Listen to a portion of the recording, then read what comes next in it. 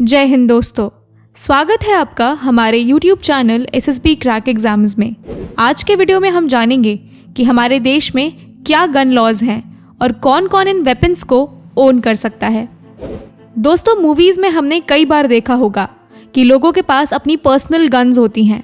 हमने इंडिया में ये केसेस सुने होंगे जहां गैंगस्टर्स ओपन में गन फायर करते हैं। ये देख के सवाल जहन में आता है कि क्या इंडिया में पर्सनल गन कैरी करना लीगल है? क्या कोई भी अपनी मर्जी से गन कैरी कर सकता है? इन सवालों का जवाब जानने से पहले चलिए देखते हैं कि गन कैरी करने के लिए हमारे देश में क्या लॉज हैं। आर्म्स और एम्यूनेशन की सेल, परचेज, ट्रांसपोर्टेशन और इंपोर्ट एक्सपोर्ट को कंट्रोल करने के लिए इंडियन आर्म्स एक्ट 1959 में पास किया गया। 2016 के सेंसस के बाद देखा गया कि हर 100 में से 5 सिटीजन्स गन ओनर्स हैं।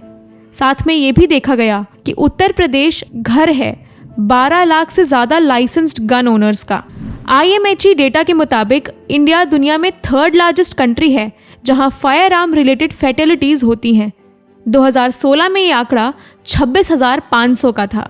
आर्म्स एक्ट के मुताबिक वेपन कैरी करना क्राइम है जिसके लिए जेल और जुर्माना दोनों ही मिल सकता है। कोई भी व्यक्ति आर्म्स एंड वेपन्स तभी रख सकता है जब उसके पास डिस्ट्रिक्ट अथॉरिटी से परमिट हो। आर्म्स एक्ट को 2016 में रिवाइज किया गया और कहा गया कि जो भी इन आर्म्स को रखना चाहते हैं उन्हें एक ट्रेनिंग कंप्लीट करनी होगी जिससे वो आर्म्स को हैंडल करना सीख सके और उनको लेकर एक बेसिक अंडरस्टैंडिंग डेवलप कर सकें। और ट्रेनिंग के बाद लाइसेंस 60 डेज में इशू कर दिया जाएगा। फिर कुछ दिन बाद 2019 के अमेंडमेंट में ये बताया गया कि लाइसेंस्ड फायर आर्म्स को खरीदने की भी लिमिट होनी चाहिए। साथ में अमेंडमेंट में ये भी कहा गया कि जिन भी व्यक्तियों को लीगल आर्म्स के साथ पकड़ा गया या फिर गन को लाइफ थ्रेटनिंग ऑब्जेक्ट की तरह यूज करते पाया गया, इस जुर्म के लिए 2 साल की जेल और 1 लाख का जुर्माना देना पड़ सकता है। आइए देखते हैं हमारे देश में कौन गन्स अक्वायर कर सकते हैं। 1959 एक्ट वेपन्स को 2 कैटेगरीज में डिवाइड करता है, प्रोहिबिटेड बोर और नॉन प्रोहिबिटेड बोर। यहाँ बुलेट के डायमीटर को बोर कहते हैं।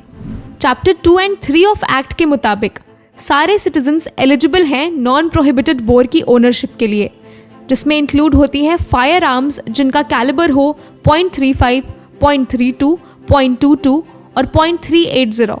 प्रोहिबिटेड बोर वेपन्स में आते हैं ऑटोमेटिक और सेमी ऑटोमेटिक फायर आर्म्स, साथ में 9 mm की पिस्टल, हैंडगन्स और राइफल्स जिनका बोर होता है .38, .455 और .303। प्रोहिबिटेड बोर्स को कोई भी ओन नहीं कर सकता। ये टिपिकली आर्म्ड फोर्सेस या अदर फोर्सेस के मेंबर्स को इशू की जाती हैं। जिन भी सिटीजन्स को इमीडिएट थ्रेट हो या वो टेररिज्म प्रोन एरिया में रह रहे हो, उन्हें भी ये प्रोहिबिटेड बोर असाइन हो जाती हैं। इंडिया में फायर आर्म सिर्फ 3 काम के लिए अलाउड हैं। वो हैं स्पोर्ट्स, क्रॉप प्रोटेक्शन और सेल्फ डिफेंस। और जिसमें से सेल्फ डिफेंस के लिए आपका एक डॉक्यूमेंटेशन होगा। रूल्स के मुताबिक व्यक्ति की उम्र 21 साल से ज़्यादा होनी चाहिए और उन्हें एक एप्लीकेशन फॉर्म भरना होगा जिसमें पर्सनल के क्रिमिनल हिस्ट्री को लेकर सवाल होंगे और इन डॉक्यूमेंट्स को सबमिट करके अपनी आइडेंटिफिकेशन को प्रूव करना होगा। फॉर्म में अदर इन्फॉर्मेशन जैसे कि place of birth, address, background, education, tax returns सब कुछ फिल करना होगा। इसके बाद एप्लीकेंट और उसकी फैमिली को पुलिस वेरिफिकेशन से गुजरना होगा और जब एप्लीकेशन एक्सेप्ट हो जाएगा तब एप्लीकेंट को अपना basic arm training course complete करना होगा। उसके बाद लाइसेंस मिल जाएगा। इस लाइसेंस को हर 3 साल में रिन्यू कराना होगा और इन सारे प्रोसेस को पूरा करने के बाद ही आप लीगली गन ओन कर सकते हैं। दोस्तों, अगर आपको ये वीडियो पसंद आई हो तो हमारे चैनल SSB क्रैक एग्जाम्स को सब्सक्राइब कीजिए। मिलते हैं अगली वीडियो में। जय हिंद। अगर आप एक डिफेंस एस्पिरेंट हैं और SSB interview, NDA, CDS, FCAT जैसे एग्जाम्स के लिए प्रिपेयर कर रहे हैं तो आप SSB क्रैक एग्जाम्स के कोर्स को चेक करना ना भूलें। आप हमारी लर्निंग एप्लीकेशन को Google Play Store से भी डाउनलोड कर सकते हैं।